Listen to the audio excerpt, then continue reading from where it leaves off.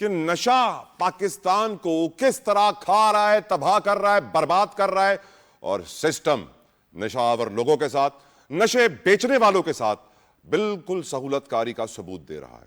मैं आपको मुस्तफ़ा आमिर केस के ऊपर अब थोड़ी सी रोशनी डालना चाहूंगा। मुस्तफ़ा आमिर, हम जानते हैं कत्ल केस बड़ा डिस्कस हो रहा है मीडिया के ऊपर। इसमें एक बच्चा है अरमगान कुरैशी जिसके ऊपर इल्ज़ाम है। मैं अरमगान के वालिद की हकीकत आज आपके सामने रखूंगा, जिनका नाम है कामरान असगर कुरैशी, जिनके एक भाई पुलिस वाले हैं, कोई आसिफ जमील कुरैशी, जिनकी शायद बैग के ऊपर वो बहुत ज़्यादा इस वक्त पागलों की तरह शहर में घूम रहे हैं। कभी प्रेस क्लब जा रहे हैं, कभी अदालत के बाहर चीख रहे हैं, वहाँ वीडियो वायरल हो रही है। मैं समझता हूँ कि उनकी इस हरकत की वजह से हकीकत आप लोगों के सामने आ रही है। कामरान असगर कुरैशी से मेरी पर्सनल पहली मुलाकात आज से 25 साल पहले की है। जवानी में हर कोई गलत काम करता है, मैंने भी किया, आज तौबा कर चुका हूं।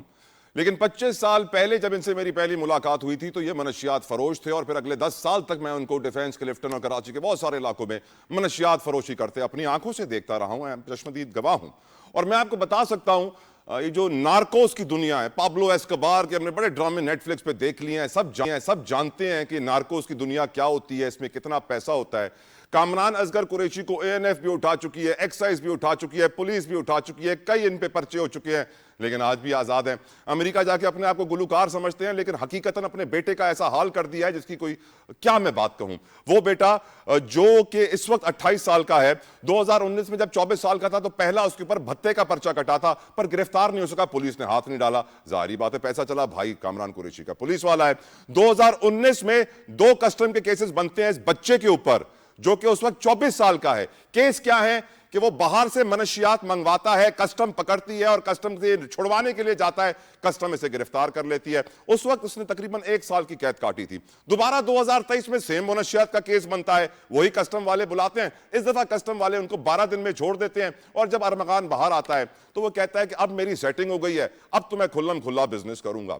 और फिर इल्जाम लगाया जा रहा है उस बच्चे के ऊपर जो कत्ल हुआ है कि वो नशे बेचता था, वो ड्रग डीलर था। मैं ये समझता हूं और मैं ये जानता हूं कि आज अगर हमने अपने मुआशरे के अंदर इस नशे की निशानदेही नहीं की, जिसको क्रिस्टल मिथ जैसे खतरनाक नशे को टॉफियों और लॉलीपॉप बना के मुल्तान में बेचा जा रहा है, बेटे अपने माओ की कत्ल कर रहे हैं, बेटे अपने बापों को जला रहे हैं, वजह है नशा। और नशे के ऊपर कोई असेंबली में बोलने को तैयार नहीं है, क्योंकि हम बोलेंगे तो बहुत बड़ा धंधा बंद हो जाएगा। एंड रिजल्ट यही होगा जो कि आप देख रहे हैं, मैं देख रही हूँ। बहुत तेजी के साथ जो है वो माशरा जो है वो बिल्कुल टोटल क्लैप्स की तरफ हम जा चुके हैं कि लॉलेसनेस जो है वो इतनी आम हो चुकी है। और अब तो दीदा दिलेरी ये देखें कि जो कानून को तोड़ता है, जो जुर्म करता है, वो आंखें भी निकालता है और सिस्टम पर जो है वो उसको आंखें दिखाता है और बाकायदा धमकाता है। अब इन तमाम केसेस में आपको ये तमाम चीजें नजर आएंगी कि कहीं पर भी जो है वो कोई ढकी छुपी चीज नहीं है। आप अरमगान के वालिद साहब की गुफ्तगू देखिए कि बार बार वो बड़ी जैसे कह सकते हैं ना कि बड़ी चालाकी के साथ वो अपने तमाम नुकात जो हैं वो बयान कर रहे हैं कि टका नहीं मिलेगा। वो किसको कह रहे हैं?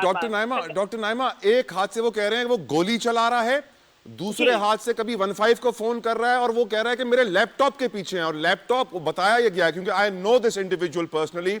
ये वो शख्स है कामरान असगर कुरैशी जो अपने दोस्तों में आज बैठकर ये कह रहा है कि मेरा बेटा बड़ा शेर था, 4 घंटे पुलिस को ऊपर नहीं आने दिया, कंप्यूटर से चीजें डिलीट कर रहा था वो, क्योंकि ऑफ कोर्स वो डार्क वेब के अंदर ड्रग्स की डीलिंग, ह्यूमन ट्रैफिकिंग, सारा वो इलीगल काम, ये जो सॉफ्टवेयर हाउस कह रहे हैं, आपको मालूम है मैडम डेटा थेफ्ट होता है और ये डार्क वेब के ऊपर कितने गलत काम होते हैं, किस तरह अकाउंट्स हैक करके पैसे निकाल लिए जाते हैं। और जिस दीदा दिलेरी के साथ एक मेंटल पेशेंट अपने मेंटल ड्रग डीलर बेटे को सपोर्ट कर रहा है, मैं तो इस पे हैरान हूं डॉक्टर नाइमा। अब देखे ना, आपके सिस्टम पूरा आपके सामने है कि एक डार्क वेब अब कोई ढकी छुपी है, कोई ऐसी चीज नहीं है। बच्चा जो है वो अब डार्क वेब जो के बारे में जानता है और तमाम इलीगल बिजनेस जो है वो अब डार्क वेब के थ्रू ही होते हैं। और उसमें सबसे जो मेजर जो बिजनेस है उसमें है ये आपका ड्रग्स का, कि ड्रग किस तरह से ड्रग ट्रैफिकिंग होती है, किस तरह से जो है वो डीलिंग होती है, किस तरह से जो है वो ड्रग्स पहुंचाई जाती हैं। और इस वक्त जो है वो पाकिस्तान में पाकिस्तानी माशरा ड्रग्स के घेरे में है। हर तरह की ड्रग्स यहाँ बड़ी इजीली जो है होम डिलीवरी यहाँ होती हैं। और इसके अलावा जो आपने भी बात की दीदा दिलेरी की, जब बात ऐसा होगा तो बेटा तो ऐसा होगा ही है। और यकीनन पूरी फैमिली जो है वो इस पूरे बिजनेस में जो है वो काम कर रही है। लेकिन ये रियासती इदारे, ये आपके कानून नाफिज करने वाले इदारे कहाँ सोए हुए हैं कि जहां पर जो है वो सॉफ्टवेयर हाउस भी चल रहे हैं, उसकी लीगल हैसियत क्या है, कहां पर उसकी रजिस्ट्रेशन है, कहां क्या किसी कानून के तहत चल रहे हैं, पीटीए कहां पर मौजूद है, और ये सॉफ्टवेयर हाउस है, कॉल सेंटर्स हैं, या फिर ये फ्रॉड के मुख्तलिफ जो हैं वो मराकज हैं जहां पे बैठकर जो है वो मासूम आवाम की जो है वो जेबें खाली की जाती हैं, जहां पर जो है वो जहां पर एक 25-26 साल बच्चा 4 घंटे पुलिस पर फायरिंग करता है कि ये मेरे ऊपर लैपटॉप तक ना पहुंच सके। मैडम, बहुत बड़ी बात तो है ये। उस लैपटॉप में ऐसी चीजें हैं ना जी हाँ। कि वहां तक पहुंचना, अव्वल तो देखिए पुलिस ने जिस स्लो रफ्तार से जो है वो इस केस पे काम किया, वो तो खुद एक सवालिया निशान है। अगर मीडिया नहीं उठाता तो शायद ये बच्चा बाइज्जत बरी हो चुका होता। मैडम, ये हमें पता ही ना चलता, मीडिया ही है आज जो हम कितना भी इसको लानतान करें, कितना भी इस पे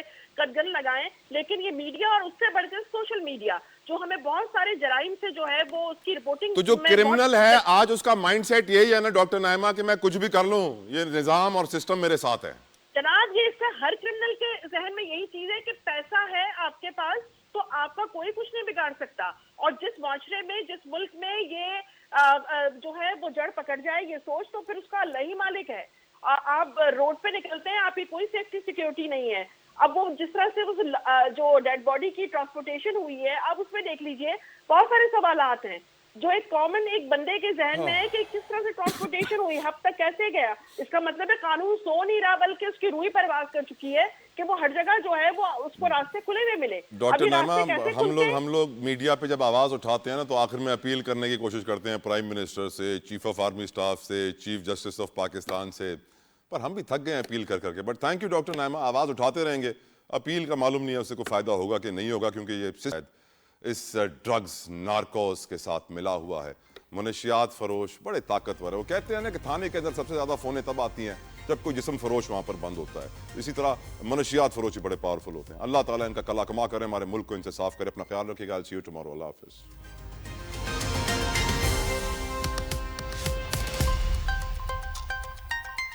वो बेटा जो कि इस वक्त 28 साल का है, 2019 में जब 24 साल का था तो पहला उसके ऊपर भत्ते का पर्चा कटा था, पर गिरफ्तार नहीं हो सका, पुलिस ने हाथ नहीं डाला। जाहिर बात है पैसा चला, भाई कामरान कुरैशी का पुलिस वाला है।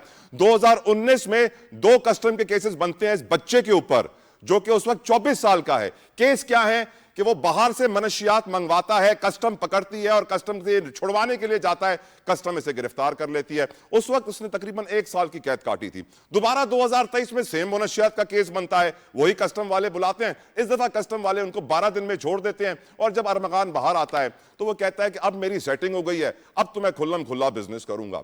और फिर इल्जाम लगाया जा रहा है उस बच्चे के ऊपर जो कत्ल हुआ है कि वो नशे बेचता था, वो ड्रग डीलर था।